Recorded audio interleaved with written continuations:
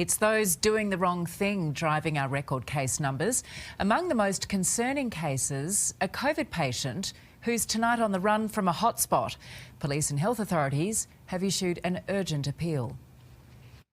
Anthony Karam knows he is COVID positive when he steps into this public lift. Already breaking so many rules, he doesn't bother to cover his mouth as he sneezes and splutters. The 27-year-old is still infectious but has gone missing from his Wentworth Point apartment.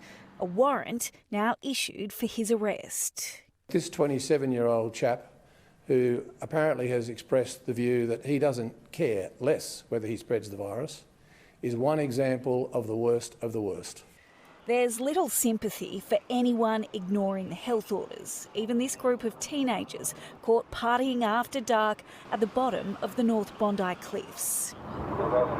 Herded to higher ground by Polaire's spotlight and speaker, the 8 boys were placed in handcuffs and left to explain a $1,000 fine to mum.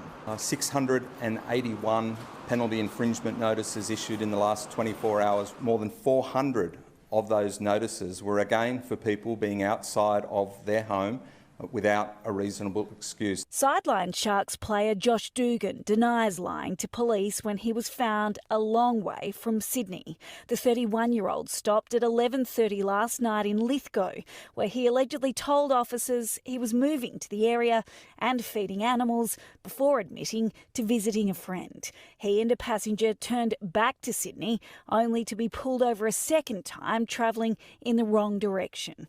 The NRL is investigating and criminal charges could be laid.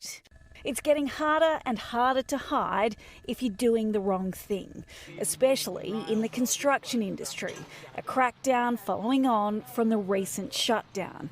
Workers sent home if their paperwork isn't in check. It is a struggle, but it's it's just what has to be done. Like, nobody likes telling people to go home. They've all got families to feed. Our cameras rolling on another random blitz in Marsden Park. Authorising me under the Public Health Act. Inspectors have asked these tradesmen to show proof of their QR check-in as well as identification and vaccination records. One of the men here is from Campsie and he doesn't have his documentation, so he's being sent home. He may lose a chunk of his pay too if officers follow through with a fine. Tiffany Genders, 9 News. For breaking news, turn to Peter Overton, nightly at 6.